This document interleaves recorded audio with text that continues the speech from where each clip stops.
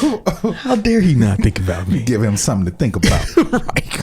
The nerve of him living his life, not thinking about me. That's hilarious. We got some work to do. Yeah. We got to change this. Yeah. I noticed you weren't thinking about me. What's going on? What you doing tonight? I want to make sure you think about me tomorrow. Yeah, that's what it is. We changed that. We can't have this. I'm not happy with that. Over here not thinking about people. The nerve of this guy. Audacity. Living his life, not thinking about people. Acting happy and content. What a jerk. Oh, goodness. Super duty tough work. What up? We here, man. We here. Once again. Yeah. Can you hear yourself? Yeah, I'm good. Okay, you good. I'm good. Yeah, man. We welcome y'all back to the show. Yeah, we here. Back in the place. Charting new territories as usual. Mm-hmm. Yo, you know what I discovered? What? The rabbit hole that is Spotify. You just I've been in there. I just got Spotify maybe 2-3 months ago. Oh yeah. So, dog, like, yeah, I just go down them rabbit holes and get lost. It's deep. It's deep. It's so deep. It's a lot of good music out there. Yeah, a lot of. It's a little overwhelming. Oh, it's extremely overwhelming because we come from a time when it was like, I'm gonna buy this album, listen to this album for like the next month. Then I'll move on to another album. Yeah, maybe. Yeah, but it's like no, all the music, all the time, anything, anyone. Yeah. How do you sort through it sometimes? I feel like, how difficult. Do I even get through? Because I'm going back, like, listening to shit I ain't heard in years. Yeah. And listening to shit from the artists that I used to listen to that I haven't heard yet. Right. You're like, where did this album come from? Right. You know what I'm saying? That, and then it's like new artists that I want to listen to. Yeah. I want to check out. Yeah. And it's just right there. Yeah. Album came out yesterday and you got it on immediately. That's why I stopped banging on Spotify. Yeah. When I got Spotify, I was like, it's a pretty thing. Oh. Because I was hating for a long time. I know you was. I was hating for a long time. I didn't voice my hatred. I feel like I made you come on in. Kind of a little bit. All my albums on there now. Yeah. Like I'm Spotify'd out.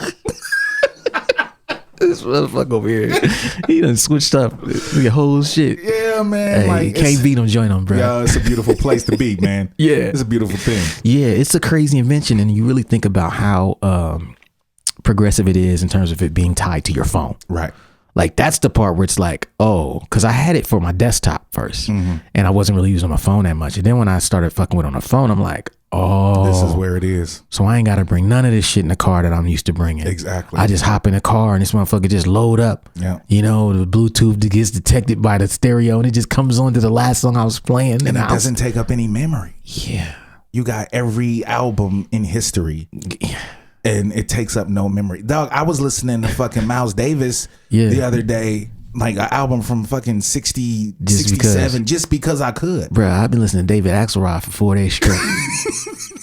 A week straight almost, because I went biking. I was like, I need some music to bike to. Yeah. And then I got my one of his songs. I was like, okay.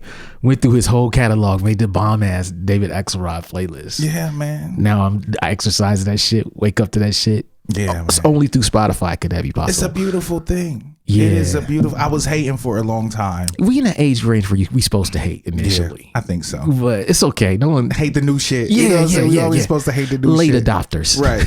Now that I'm in there, I'm like, yo, this is the greatest invention ever. Right. These kids, they on to something with this one. I listened to fucking straight up Suicide Das Effects the other day. Yeah, that's random as hell. I know, exactly. Shit you never would have listened to. Just because I listened to some EPMD and it came up. Related artists. And I was like, oh shit, this is on here. Push play. I wasn't thinking about Das Effects. Right. Who goes to Spotify to listen to Das Effects? Exactly. Nobody. No one. But related artists, I'm like, oh shit, I ain't heard this in a long ass time. And no disrespect to Das Effects. No, none at all. They're not trash, but I'm just saying. Because I listened to the whole fucking record just because. Because the first record was only 10 joints. I forgot. Oh, wow. It was short. I had it on tape. I did too. Yeah, I bought it. It was the shit back in the day. Yes. But yeah, I don't go to Spotify. They're not the kind of artists that I go to Spotify for. But exactly. Yeah, if it's because they're on there, you're gonna listen to it. Yeah, it was like, yo, I ain't heard this since I was fucking in high school. I'm about to go down this rabbit hole. Then they have a song called Lucy. I remember Lucy. Was that them? Yep. Okay, yeah. It was an album cut off that record. I listened to fucking Channel Live after that. Wow. Yeah, I'm saying, like, Spotify rabbit Dudes hole, who didn't man. even have good albums. Right. That I had the album, so I'm like, this is nostalgia, even though the album sucked. Wake up in the morning, got the yearning for herb. That one good song. That was one of the worst opening lines ever. Oh, man. Wake up in the morning, got the yearning for herb. They were so staccato. Yeah, they could not rap that well, man. Yeah, man. They had a couple joints, like that Reprogram joint. Yeah, Reprogram. That was the first Fire. single. Yeah. Flames. The beat was crazy. Yeah. The rest of it was just like, yeah. 90s rap that like we thought was hype, but wasn't really 90s that. New York rap. Yeah, it was a lot of dudes. Semi-underground. Right. Because back then, if you had dreads, we just assumed you could rap. Yeah, you was bars. The dude. Yeah. In the 90s, if you had rap dreads and you said I can rap, dudes was clear like the fucking Red Sea. Yeah, straight up. Like, oh yeah, you let him get on the mic. Let him. He got some bars. Because you would either be like the reggae guy or you would just have some rugged ass shit. Yeah. Now it's like dreads have been like gentrified by trap rappers. Yeah, so it's like it's not even cool no more. No, Wayne fucked it up for dreads and rap. Yeah. Because once he got dreads and made it okay, it was like now everybody who rap like him got dreads, and the righteous dudes just it don't matter. Don't rap. Because two of my kids got dreads now. I was like, I had dreads when dreads wasn't popular, bruh. Yeah, when they meant something. Yeah, I had dreads because of history. Yeah, not because they was popular. Right. Back in the day, it's like, oh, he got dreads. He must be spiritual. Right. He's an artist. He reads books. Yeah, he's a poet. He's deep. Now it's just like Lil Wayne. Oh, he's ignorant. Exactly. You know what I'm saying? Like, the dreads been gentrified. It's bad, man. By men and women. Because even back then, when you saw a woman with dreads, it was because it takes commitment. You know what I'm saying? Like, I know she smell good. Yeah, exactly. She probably burned candles and incense in her house. You know her house smell good. You walk in there and faint. It smells so good. You just melt into the couch. Yeah, man. Oh, it's bad. Okay. All right. We do have a show to do, I guess. Right, that was a hell of a rabbit hole. Yeah. See, that's what happens when you get Spotify. You start talking about shit like that. Okay. So this week, we're going to talk about an artist that we've been meaning to talk about for a while, a group, and we haven't. And we're going to talk about Run the Jewels today. Yeah. I thought we would talk about them a little sooner because I was assuming they would have come out with a newer album by now, but they've taken a couple years off. Yeah. And so they've been touring their asses off. Yeah, they've been doing things. They've been active. Kill 'em Right got a show. Got shows and shit. Yeah, LP's doing soundtracks and things of that nature. So they're not chilling. Right. But I've wanted to talk about them for a while was their marketing, and what we can learn from their marketing and the things that they do. As fans, we see groups like this come out and we're like, oh shit, Run the Jewels is dope. And it just seems to take off. And sometimes we think, oh, well, this just happened because timing, luck, right. But there are a lot of things that they did and they do every time that they come out that I think have helped them gain the momentum that they have and become, the prominent artists that they have, and they blew up really fast. Yeah, but the strategic nature of how they present things, which is what we'll talk about, is not an accident. No, not an at accident at all.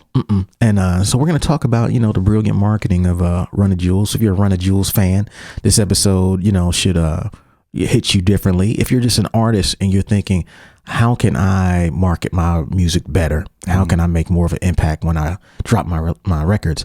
Everything that we're going to name in here is something that you can actually do. Yeah. And something that they've done and you can go back and look at it. And so I hope that this helps you in that way. And we'll take a break and we'll be right back. Yeah. We got you stuck off the realness, the most infamous, you heard of us. Official podcast murderers, the show comes equipped with viewpoints to share. Grown man ideas for all those who care and want to grow, so go ahead and download. Every single week with a brand new episode. You're not alone in this world, cousin, so we share information and honest discussion and keep repping the culture like we supposed to. They spread gossip, but they never come close to.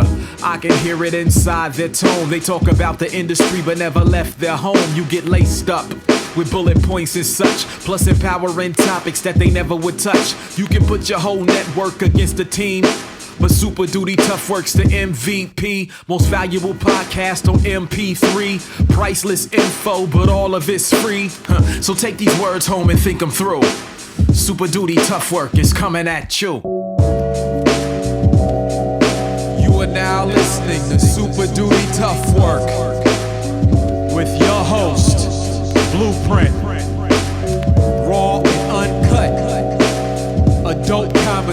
regulations. No shucking, no jiving, and no bullshit.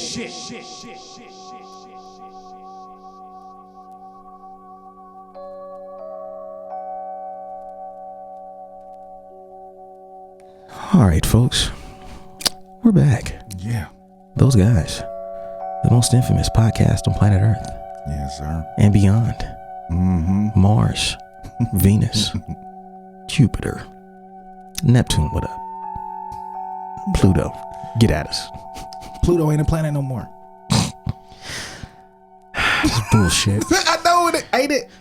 They just trying to stop our conquest. Man, they always on some shit. They trying to stop our range, man. Oh, you think you got fans on Pluto? Pluto don't exist no more. Bullshit. It's just a rock. They're trying to discredit us. Yeah. They know we popping on Pluto. Always. What the fuck? Have been for a minute now. Come on. Okay. Run the Jewels. For those who don't know, it's Killer Mike and LP on a production in Rhymes. And they came out, was it first record 2013, 2012, I think? I think so, something like that. Like 2013. Too? And one of the first things that we're going to talk about, the traits that they did that allowed them to be successful. And these are all things that you can do and try at home. But the first thing we're going to talk about is that they combined forces. Right. When you look at Killer Mike, prior to that, he was known for his affiliation from Outkast, the Dungeon Family. Mm-hmm. He had been on some big singles with Outkast and Dungeon Family. But as a solo artist, he was not as well known. Right. He did not have his own sound. He was still putting out mixtapes a bit, but he hadn't, people knew Killer Mike, but he didn't have anything that was as well polished as what Run the Jewels kind of came to be. And honestly, his first record with LP is really what kind of reinvigorated his career, because he had before Run the Jewels, LP produced a solo record for him. Yeah. And so but if you look at Killer Mike, he was coming from, you could not pick two dudes from two different lanes. Yeah. So that's Killer Mike. LP came from definitive Jux, underground New York, independent hip hop, same lane that we came from, right? And if you really look historically, there's never been any affiliation between Southern rap and New York independent rap, right? But both of these guys could rap, and both of them were artists. And I think what was interesting that they did was they brung two guys from two different lanes together. They found common ground, and it didn't sound forced. Right. We've seen guys say, I remember there was a few years back, Talib Kweli did a guest feature with Gucci Mane, and he tried to intellectualize it like it was, he really sat around listening to Gucci Mane records, and we know he was lying. Yeah, remember? You probably forgot, but yeah, he did a record, and he was just trying to. We're like, dude, no, you did that to try to grab some fans. You're trying to be relevant, right? No one got that feeling with this collaboration. Oh yeah. When it came to Run the Jewels, it was like, no, I can see these guys sitting around kicking it, laughing, and you know what I'm saying, partying together. Right. They're legitimately friends. You can tell like that in everything they do, and when they're seen together, how they engage each other online and offline, that they're legitimately friends and admire each other's work. Right. So what you had was a unique opportunity that they took for two people from two different lanes to come together and combine forces. And that created a one level of interest that I don't think would have been had in any other way. Oh, no.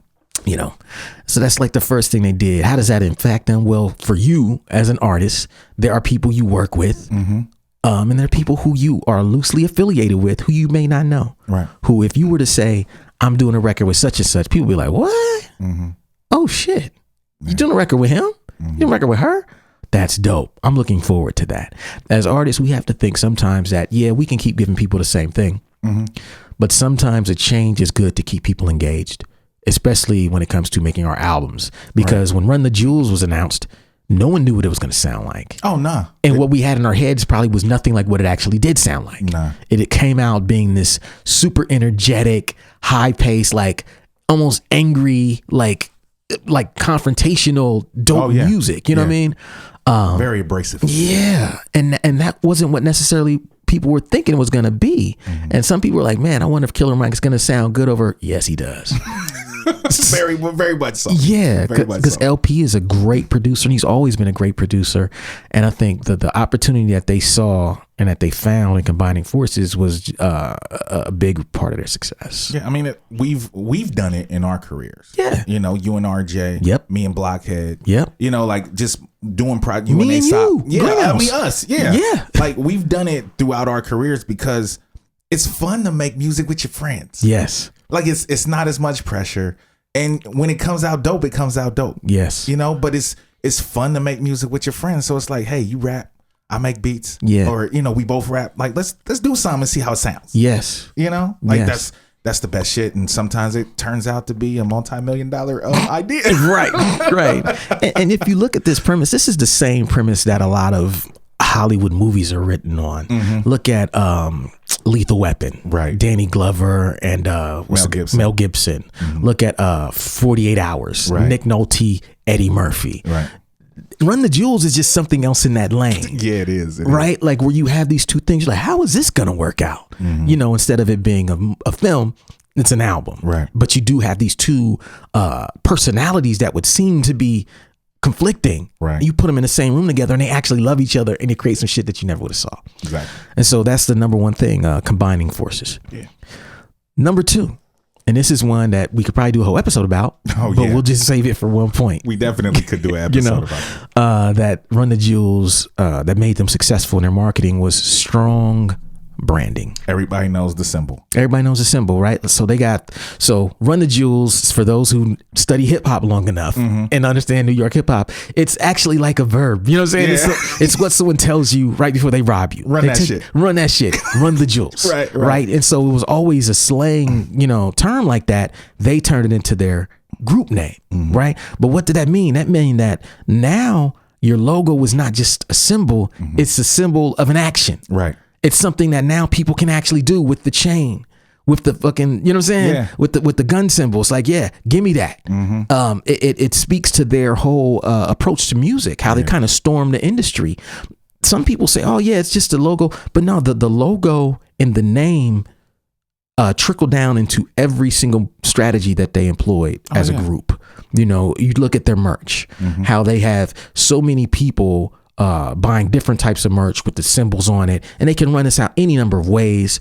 When you look at social media and how people are spreading the word about it, taking pictures, doing the sign, you know what I'm saying? Like, do you know about this? Oh, he did the Run the Jewels sign. You know, they were with whatever Ralph Nader, and he did the whoever. Right. This is something that allows people to spread the word and do the heavy lifting for you, right?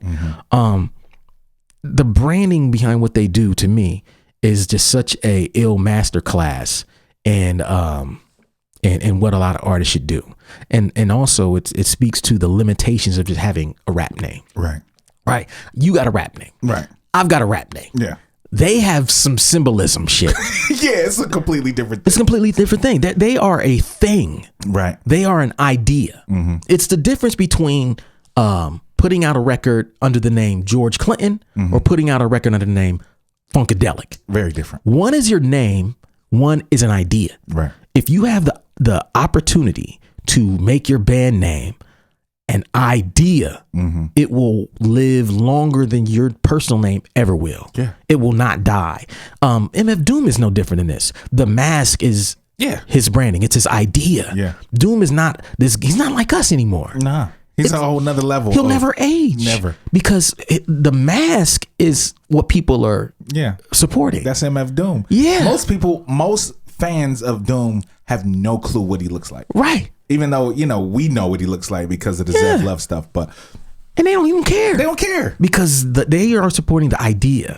It's and when you can create something as an idea, if I knew this back when I was naming myself, very powerful. I would have named myself something different. I mean, I guess Blueprint is kind of an idea, but it's not Run the Jewels idea. Right. It's not. You know what I mean? It's not MF Doom with the mask of an idea in terms of branding and the marketing behind it. The marketing that you're allowed when you brand it that way. And my advice is to anyone out there who has a band, a hip hop group, a idea, a product, strive to make it about the idea more than the item itself. Yeah. Right? Because when you make it about the idea, that is what allows it to become bigger. that's what allowed people to buy in. You know, it's like, yo, Run the Jewels to one person could just mean, oh yeah, this is something they used to say in New York when people were robbing you. To the next person, it's just a symbol of how we're against materialism. Right. Or you got a chain, we're going to take it from you. Right. To the third person, the idea might mean, okay, this is how we're going to come into the industry, and we're going to loot and take everything and pillage the music industry, right? Our own way. Our own way. Shit. Yeah. To every single person, it's got a completely different thing because it's an idea. It's bigger than rap. Yeah. And that's something that I think was brilliant from the beginning that I don't think they get enough credit for. Yeah, see, this is one of the things when Wu first came out, I was most interested in Ghostface because I didn't know what he looked like. Yeah. And it was crazy, and for him to have that name and then have the stocking over his face to where you did, for a long time nobody knew what Ghost looked like. It's true. And that shit was so intriguing, and the fact his voice and like the fact that he was as dope as he was as a rapper was so fucking intriguing. Yeah. It was the idea of Ghostface Killah as like this faceless assassin rapper that's killing shit. And I gotta know what he looks like one day. You know what I mean? It's the same idea, same thing. It's true. So you know, for those of you out there, you know, please take note of this one. Branding means everything. And sometimes you know, we do this when we roll out our albums. I've done it on the last album, you know, to where I had, let's say the album was called, you know, Two-Headed Monster. The title of the album now translates into the merch design. Right. So now we got the shirt that has like the dragon with the beats and the mic, you know what I mean? So now you got this, you have an idea that translates into other aspects. Right. And that's how you mark. So now you have this whole logo. So now you can take that logo and you can make stickers. You can make t-shirts. You can put it on your videos at the end. And to where now you have an idea. The Two-Headed Monster is now an idea in the same way that Run the Jewels is an idea, especially for those who make beats and rhyme. You know what I mean? Like we know, okay, yeah, it's hard doing both. So yeah, this shit speaks to me. And for those who want to support it, speaks to them. It's just an idea. That's much better than just being like, you know, the dopest producer on the mic. Right. Yeah. Dope beats. Bangers. You know what I mean? Just things that people say that don't have any visual component to them. They're not really ideas. They're just statements. Right. You know what I mean? So that's number 2. Okay. Number 3. Great album setups. Yeah, this piggybacks off the branding very well. Right. When you look at when they came, everything was laid out, mapped out. And was like, we're announcing the group. Here's the single. And then the single came out no sooner than the single dropped. Week later, boom, here's the fucking album release date. Here's the second single. Here's the feature. It was like this avalanche of events that their album was setting up. It's like, oh, so yeah, we got the single announcement. Oh shit. Well, no, first, here's the group announcement. Oh shit. Y'all working together. Oh, work? Okay. Next week. Okay, boom, here's the single. Oh shit, this is fire. Okay, 2 weeks later. Okay, here's the second single. Oh shit, this is fire. Here's a track list. Oh snap. Here's the tour dates. Oh shit. Here you get the album for free. Oh shit. Right. And the thing is, they understood the time they were living in too, because they did. It's not like it was before when they both were making records to where it's a 90-day build up and all this shit. Like they was dropped within the time they announced it. The album was out no later than a month later. Yeah. You know, and they had a whole bunch of shit in those weeks leading up, videos, even merch, you know, all the announcements, all of that shit. So they understood the time that they were living in too and used it to their advantage. Totally. And so like for artists out there, you know, listen to this. Like if an artist like Run the Jewels is setting up their project properly, just because it's rolled out over a 30-day period doesn't mean that they just threw that together. Right. They have been planning that for months, maybe a year, at least, going into that to get all of that stuff in place, just so that when that single is out, you can click on that link and hear it on every platform. Yeah. You can go purchase it, download it, everything. This is what setting up your album or project is about. That's the benefit of it. Don't put out stuff. Yeah, I mean, you're not Beyonce. Right. You know what I'm saying? Right. Beyonce can do it. Yeah, she can just drop today and it'll sell 1 million copies. Right. Right. We can't do that. Nah. I don't think I can get away with it. No. You know, so set up your project. Don't just throw it out there as if you don't give a fuck. To execute at the highest level. And this is something anyone can do. It's not reserved for Run the Jewels or people with big budgets. It's actually reserved for those with patience. Right. You know what I mean? And with a plan and, you know, set up your album properly. Yeah. Okay. Number 4. And this is one that is highly slept on that they did at a time, which was perfect timing that it'd be harder to do now. But the number 4 thing that Run the Jewels did was they made the music free. Yes. When they first released their project, people assumed it was going to be something they had to go get, pay for, order. And they was ready to do it. They were ready to do it. Yeah. And then the day came, it's free. You're like, what? Oh shit. 1 million downloads. Right. Go to runthejewels.com and download the album now. I can't even imagine how much traffic that thing got. Crazy. And they filled all of those orders. So now, because they made the music free, they had this new product with strong branding, with combining forces that made you wonder what the hell was going on. They set it all up purposely, and then they made the music free. Yeah. Come on now, man. You're winning. It's almost not fair. Yeah, you're winning. So now for those who are on the fence, I don't know about this LP. And let me check it out. Okay, I'll download it. Yeah. It is free. Right. Then you get it home. You're like, damn.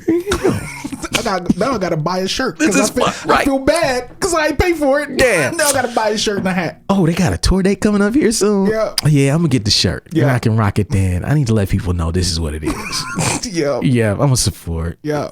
So you got all these people getting free music.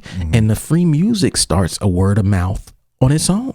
Because now when people are saying, hey, this new Run the Jewels album is dope, instead of saying go buy it, they can say it's of no risk. Just go download it. It's free. Yeah. And people, the barrier of entry has been reduced. Yeah, it's like all right, I'll check it out. Yeah, how then can you download it and you're like, wow. Yeah. Yeah, because this was before streaming was really cracking. So to give away a free album on this level was very rare, between two guys who, LP was a guy who was selling 50,000 records independently. Yeah. Oh, yeah. On Def Jux. So it's like, he was no small guy. Right. And for him and Killer Mike to get together and to make their first album free, I think that caught a lot of people off guard, but in a good way. Right. And that's number 4. Okay, we'll take a break and we'll be right back. What up, everybody? Blueprint here to let you guys know that all 3 of my books are finally back in stock. That means right here, What a Night. This book is back in stock. It's $10. This is a book about the worst shows of my career. That's 10. Word is Blog Volume 1 is back in stock. That's $10. And also, The Making of Adventures in Counterculture. This book is about my Adventures in Counterculture album. If you have the album, you know the album, you should have a book too. That's $10. All 3 of these books are back in stock for $10 each, or you can get all 3 of them for just $25 right now on waitlist.net. That's all I got today. Thanks for your support. Peace.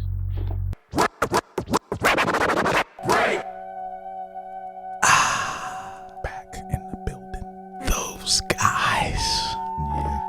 Man, every week we do it. Empowering information. Bullet points and such. Priceless. But all of it's free. It is. Jeez. We could probably charge for this. Yeah, we could. I'm sure. Yeah. Oh, yeah. Quick announcement. We're going to be doing a live join. Oh, yeah. So I talked to you about it. Yeah, already. well, yeah, I knew. But for those of you at home, we got to come up with a topic. We're going to do a live join this summer. I can't give away no details yet. Right. But it's going to be a Super Duty Tough Work Live event. You know what I mean? Like the way that sounds. You know what I mean? Yeah. Super Duty Tough Work. So we want to come up with some topics or a topic that kind of is aimed at independent artists, creative people. So we're going to brainstorm. If y'all listen to this, y'all get on SoundCloud, hit us with your suggestions. Yeah. Hit us on the DM and Instagram. Right. And let us know what y'all think while you're listening to this. Comments on YouTube. Yeah, comments on YouTube, wherever we are. Hit us with your feedback there. Yeah. And that would be appreciated. So yeah, back to Run the Jewels. Yeah. And their brilliant marketing. Okay, we're on number 5.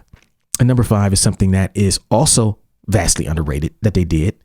And the number 5 thing that Run the Jewels did with their brilliant marketing is they had interesting collaborations. Yeah. Okay, Big Boy from Outkast. Of course. First album. Okay, you already had a hard time seeing LP and Killer Mike coming together. Right. So then they throw the Big Boy collab on there and your brain is like, okay, I have to hear this. Yeah, Big Boy over LP's beats. Come on. Come on. I need that. What more can you say?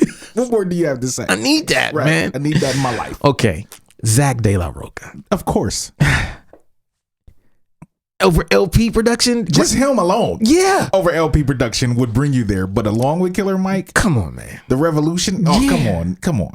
Bro. Interesting collaborations. Okay. Gangsta Boo. Now, I ain't even a Gangsta Boo fan. Nah. However, that's interesting. Over LP production. Yeah. I'm like, what the fuck is she gonna do? I gotta hear this shit. Here it is. Yeah. And how do they know her? Right. Did I tell you we bumped into Gangsta Boo on tour once? No. Oh, what tour was that? That might have been King No Crown. We was in Albuquerque. We played a show with the Swollen members in Albuquerque. This is a random story. Yes. That random Gangsta Boo story. Where group remembers this? I'm pretty sure it was 2015. Okay. Or no, it might have been Respect the Architect. And because I think Count was with us on that show. And Gangsta Boo was sitting at the bar. We just like, what the Gangsta Boo doing here? I guess she was dating one of the dudes from Swollen members or something. What? And they crew. Just random Gangsta Boo at the bar. In Albuquerque, New Mexico. Yeah, this ain't LA. This ain't. I didn't know who she was. And Groove and Count was like, that's Gangsta Boo right there. I was like, what is she doing here? That's crazy. At a Blueprint and Swollen member show. That's crazy. Of all places. Yeah, in Albuquerque, not in Atlanta. Right. You know what I mean? So yeah, Gangsta Boo. Interesting. Mm-hmm. Travis Barker. Right. Second record. Okay. Mm-hmm. Third album, Danny Brown. Oh yeah. You want to see that? It's interesting. Mm-hmm. Tunde Adabembe of TV on the Radio. Yeah. Tunde from TV on the Radio. TV on the Radio, they're fucking dope. Oh, TV on the Radio is this. If you like weird rock music. Yeah. That's them. Yeah. They're dope. That's Huge them. too. Mm-hmm. So it's like, damn, what is this gonna sound like? Mm-hmm. Boots. That makes sense on the revolutionary shit. Yeah, they're carrying it. Okay, yeah, I want to hear that. Trina. Mm-hmm. Kamasi Washington. Jazz players. Right. What? Right. This is not who we would have predicted they collaborated with on any album. No. Right? But these collaborations, whenever they would drop the track list, made you say, what? I gotta hear that. I hope that's a single. Yeah, I need to hear that. That's what? Yeah. Trina? What? Right. Travis? Okay, Tunde. What are you gonna be doing on that record? Mm-hmm. And it all was dope. Yeah, it all worked out. It all was dope. So that's number 5 thing. If you're an artist, like we said, these are things that anybody can do. Mm-hmm. There are people that you are surrounded by that people expect you to collaborate with. Exactly. Right? Exactly. Like, yeah, I know you and Illogic gonna do some shit together. Mm-hmm. But oh shit, Illogic did some shit with fucking Blockhead or what, right. Like you're saying, Blueprint did some shit with RDD2. Oh damn, those guys, I never thought of that. How did that happen? Right. Columbus, you know what I'm saying? Whatever. But those collaborations bring attention to your project in a way that maybe doing what people expect you to do doesn't. All right. Take chances every now and again. Yeah. Okay. Number 6 thing that they did that helped in their marketing is email collection. Yep. I still get them. See? I'm still on the list. Still I on the haven't list. unsubscribed. You ain't gonna. Yeah, because I'm looking forward to the next Since project. 2013. Yep. You see, I'm still on there. This is actually a follow-up on number 4, which was the free music thing. Mm-hmm. Because to us, or to the average person, free music is free music. Right. But it's not quite free because you have to give up your email address. Yeah, give me that email. I send it to you. In exchange. I'll send it to you if you give me that email. Right. That's how you're supposed to do it. Yeah. See, what we have now is we have people giving away free music with nothing in exchange. Yeah, no incentive. Yeah, you can't keep and what the email address allows them to do is to market directly to those who listen to them. Mm-hmm. One thing I hear over and over when I hear the stories of people who've been on major labels or any label and they get off is that they don't know how to get in contact with their fans. They don't know who their fans are, right? No idea. You're on this big platform for years, but you've never ran your social media pages. Yeah. They're probably in shambles. The label probably did it for you. Mm-hmm. Everything that you did, you had the label as your conduit, as the middleman between you and your fans. What getting those email addresses allowed Run the Jewels to do is start having a one-on-one conversation directly to their fans. Yeah. Now they know how many fans they got. They know where their fans live. When they send out an email newsletter that says, hey, we got these tour dates coming up, and they list 30 tour dates, and Atlanta's one of them. They start seeing a gang of responses, and they see they send those ticket links out, and they can see, oh, these are our people, and they're clicking here. Yeah. And we got people here. and we can tell them what we're going to do, and they will support us directly instead of needing to go to Twitter. Yeah. Instead of going to Facebook where they charge you to speak to your fan base. Same thing for Instagram where they withhold your posts and don't show them to everyone who follows you. Yeah. This is the problem with social media now, in that you have to pay to play. At the entry level, you don't. Right. You get your first 1,000 followers, Facebook ain't holding nothing back. Everybody gonna see those. Yeah, everybody sees everything you post. You think it's the shit. Oh, this is dope. I posted a message and 1,000 people followed it. I only got 1,000 followers. Right. This is amazing. Yeah, crack that 1,000, see what happened. Yeah. Get 5,000, see what happened. Come on, 2,000, bro. They're gonna be holding your fans hostage. Dog, I'm at like 10, 11 on Facebook. Yeah. 1% to 5%. They ain't seeing it, bro. Yeah, you gotta pay to play. And it's very hard to win until you really, really learn the tricks at that level, or you pay to play. Right. Collecting email addresses allows you as an artist, business, whatever, to speak directly to your fans, and you don't got to pay nobody for shit. I mean, all you had to do was give them some free music, something that was of value to them, and you start the relationship there. Yeah, it's a beautiful thing. Yeah. And for LP and Killer Mike to start a brand new venture and start out giving that away free, was brilliant. Oh yeah. And at the time I was like, damn, they're gonna do that, because I thought it was a one-off.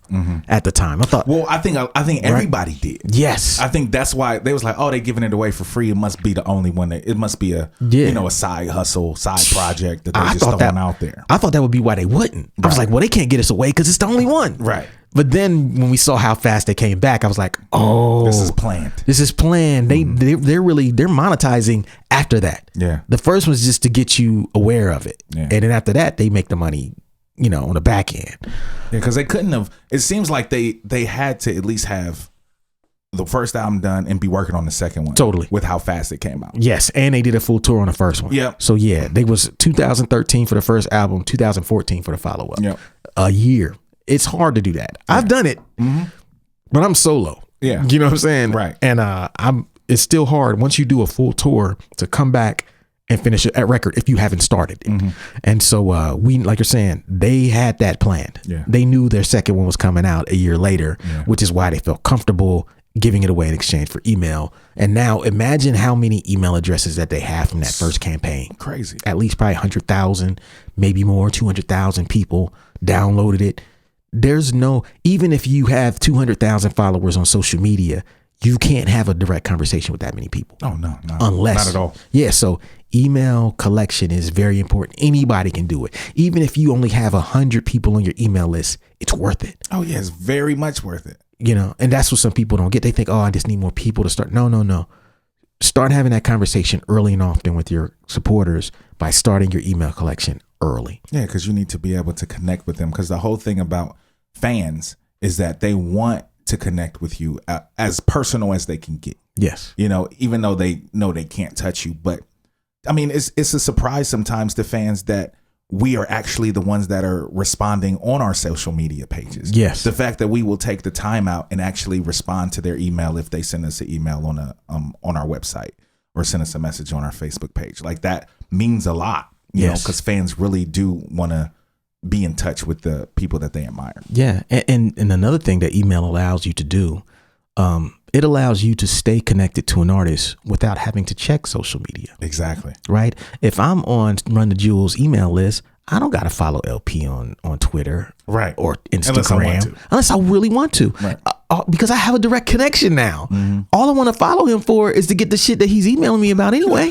Right. I ain't got to go through all these hoops to get it or be on there and not see the post. Mm-hmm. Now it's like, oh no. He just sends it. They just send the tour dates directly to me. Yep. I know when they have a new record. when they're coming. I got the email announcing it. Right. It's cool. I got it first before they announced it on social media. Yep. All right. And so that's number 6, email collection. Okay. Number 7. And this is something that, again, brilliant. Mm-hmm. High-end merchandise. Run the Jewels. They did have free music, but don't get it fucked up. Oh yeah, they making bank. They was hitting you with 4, 5, 6 color t-shirts. Mm-hmm. You know what I'm saying? Nice, fabrics. Yeah, nice soft golds and silvers. Shiny merch. Joints. These fools had lunch boxes, soccer balls, watches, Run the Jewels watches, pint glasses. Come on, man. Yeah. This is what I like to call boutique.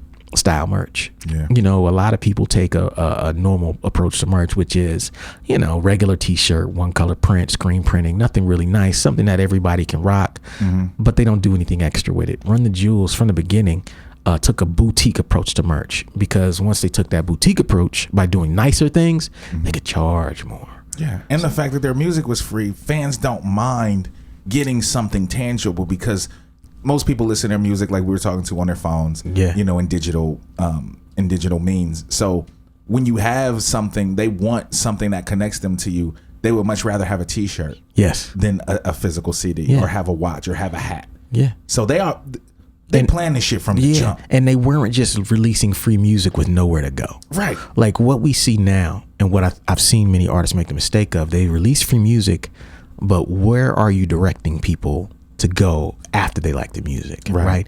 For them, you had to go to their website to get the free music. And when you got the free music, you were aware that they had a store. And at the store, you could buy the t-shirt. Right.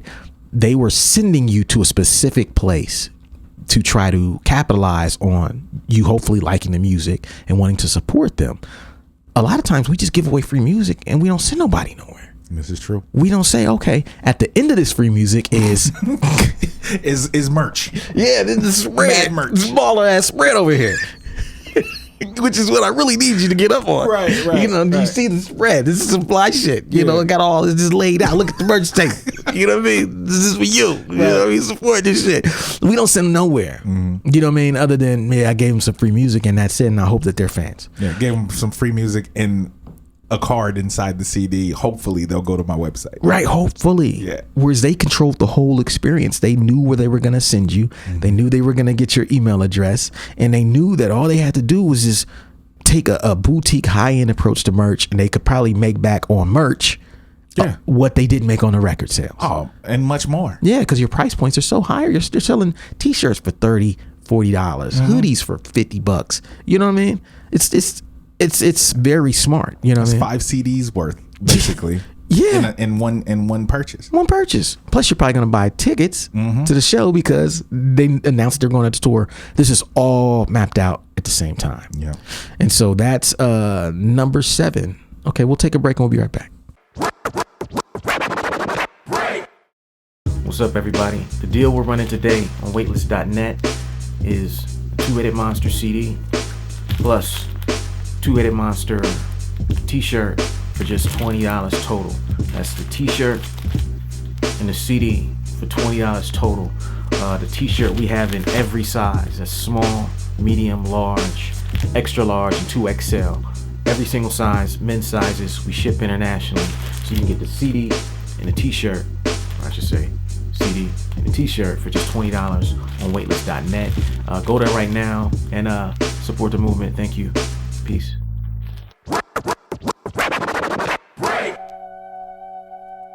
Okay, back in the place, giving credit where credit is due. Yeah, man. Run the Jewels, the brilliant market of Run the Jewels, man. So for all you independent artists out there, creative types, business owners, hope y'all are getting something out of this, because everything we've named is something that you can do. So we got 3 left. Number 8 thing that Run the Jewels did was quick turnaround. We talked about it. Yeah. But first record, 2013. Second record, 2014. Third record, 2016.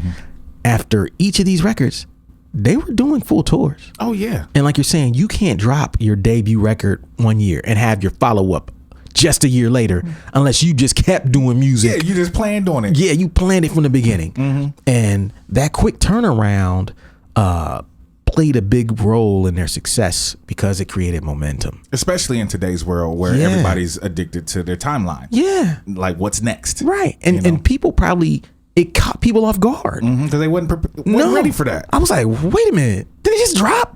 A year later, like, Run the Jewels 2. I'm still listening to the first one. Right. But hell yeah, I'm happy now. Right. Whereas in most instances, you see an artist take at least 2 years between a record. You don't know when it's coming out. You sit around and you go to the tours. Like, no, they had it all mapped out to take advantage of the momentum that they created. And I think that was a big part in their success. Yeah, and wasn't their release dates for the first two around Christmas? I cannot remember that. I think they were. I wouldn't be surprised. I want to say like they were or at least the third one I know they marketed it that way. Yeah, as like this Christmas thing. Yeah, so it makes sense. Yeah, it makes sense, man. So like for artists out there, think about your follow up. Mm-hmm. Like, are you putting things out there and just disappearing? Right. You know what I mean? To not be seen again, or are you putting things out there with a deliberate plan? Like, okay, this is what I'm giving them this year, but I'm already started on what I'm doing next year. Right. I have my next 2 projects mapped out, my next 3 projects mapped out. If you do, then you will probably start to create the kind of momentum for yourself that they did, right? I mean, everyone's different, but what you really want with your fan base is momentum. Right. You want people to think, oh shit, they're on a roll. They done had a 3-4 record streak where it's like, all of these are classics. Yeah, like what are they doing next? Yeah. What's coming next? What's coming next? And you start to anticipate it. That just increases your attachment to that group. Right. And if you want to create the same thing, taking forever in between your projects is the worst thing you can do. Yes. So quick turnaround. Number 8. Number 9. We just talked about it. Thing they did. The full tours. Run the jewels. All over the world, really. Yes, world tours. 30, 50 dates. You know, I looked up some of them. These are long tours they did. That means that they were committed. When you drop 2 records back-to-back years and you are committed to doing that back-to-back, then you're basically, you know that this shit will be successful. You're committed ahead of time. You're saying, look, I know there's 2 records. Well, I'm committing 2 tours. Right. I know what I'm going to be doing 2 years from now already. Yeah. I'm dropping this record. We're going to finish the next one. We're going to tour that. We're going to do 2 full worldwide tours. Yeah, like you already know 2 to 3 years of my life this is what I'm going to be doing, and I'm going to be on the road. Yes. But what it creates, though, is a scenario where they ain't have to drop a record the last 3 years. No. You know, it's probably made multimillionaires off of the first 2 records. Yeah, I mean, in the third record, how many times have we heard the one joint on commercials? I think what you're talking about. I know which one you're talking about. Yeah. Yeah, from the last last record. From TV shows trying to use it. Yep. Yeah, everything. Yeah, man. It's like when you have something that's special, and that's what I think they have, I admire their commitment to say, okay, we know we got this thing. We're going to catch some lightning in a bottle. Let's just commit right now ahead of time to going out and doing this. We got 30 days on the road, 60 days on the road, whatever. We got this campaign. We got some music videos. Let's just do this because we know that if we do this properly, we won't have no regrets. We're going to maximize our income, and then we get to call our shot. Yeah. We don't have to take no dates. They can just play headlining dates whenever they want to and probably get paid fucking $50,000, $30,000 just to get on stage. Well, the last few years, I think the last year or so, all they've done is festivals. Yeah, that's it. I haven't seen them do like regular tour dates. They graduated. Yeah.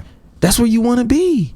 And they did it, and they got that because they put in the fucking work on the road. They went out, and the records were doing well. They didn't wait till the records got cold.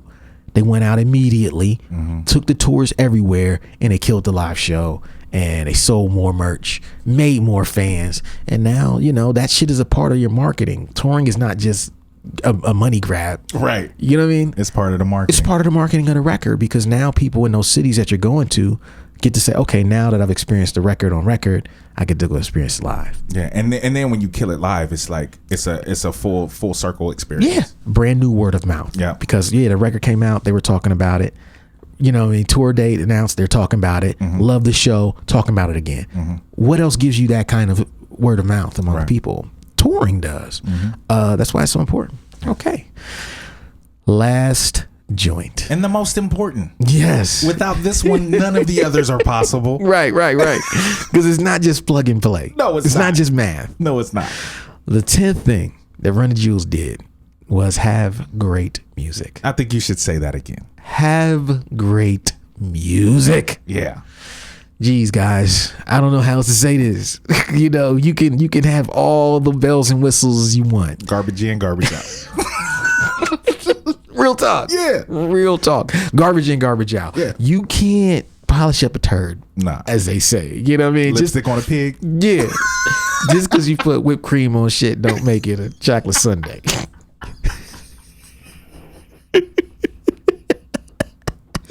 Oh man. Oh, that's great. It's true though. It's true. It's real. You gotta have good music, man. Yeah. Have good music. Like, it doesn't matter. All of these things that we've said that they've done, that is just a part of their marketing strategy. It's contingent upon having great music. I mean, we've seen artists with shitty music blow up as well. So we don't want to discount that. Right. But the first thing you need to be concerned about is having great music. Put in the time in the studio, developing your product, developing your record, developing your skills so that when people actually hear you, they like it enough to spread the word. Right. They have a connection with that music because they know that this is not no slap together bullshit. And Run the Jewels, I mean, everything LP's ever been a part of has been meticulously crafted, right, from his company Flow days to now. Right. And that same thing is a part of Run the Jewels now. And I think that is a chief part. You know now that their name is associated with quality because every time they came out, it was top level shit that they could have done, and they didn't have to do as much heavy lifting because the music created the word of mouth for them. Yeah, because the thing is, if they didn't have the music, they wouldn't have even had the mind to put in the work to have this whole thing set up as meticulously as it was. I think the thing is, they probably came together like, let's work on some music, and when they started working on music, they was like, we got something here. Yes. So let's plan to utilize this good music to create this thing for the next 2 to 3, 4, 5 years of our lives. So without the good music, I don't even think they think about the rest of the shit. I agree. They knew. Yeah. They knew they had something. Like, imagine hearing that shit in the studio. Like, you just made that shit. Yeah. You're like, and you in the studio listening like, yo. You're looking at each other like, yo, let's do this. Yeah. And they both needed it at that point in their career. Like, it kind of helped them both reinvent themselves. And I think that's just so fucking dope that they were able to like put it together. And like you're saying, based on good music. Right. Because everything we've named, number 1 through 9, those things follow great music. Yeah, foundation. They don't precede great music. Great music is the foundation of it all. The collaborations, none of these people want to hop on a record if the music ain't fire. Yeah. You know, the touring, the high-end merch, people are not going to buy that if the music ain't fire. Right. If the music doesn't represent something that they feel proud about spreading. Right. So concentrate on making great music, y'all. Yeah. You know, whatever everything you else do. and everything and plan shit, but everything else will kind of fall into place. Right. If you make the great music first and you plan shit out. Yeah. And like you're saying, you'll feel confident marketing the hell out of your shit because the music's dope. Yeah, because when you hear this shit, you're like, oh, yo, I'm not playing. Right. I can't, because if the music is that good, you're like, yo, I gotta do what's right by this record. We've talked about this with like your Celestial record. Yeah. And how when we did that interview a few weeks back for the anniversary. Yeah. And he was like, how did you know, what made you guys do all? We're like, we knew we had something. Yeah. He was like, why'd you keep it? We're like, we knew. Yeah. We knew as soon as we were working on Celestial, the demos. Right. Were like, that's special. Yeah. It was like, yo. Yeah.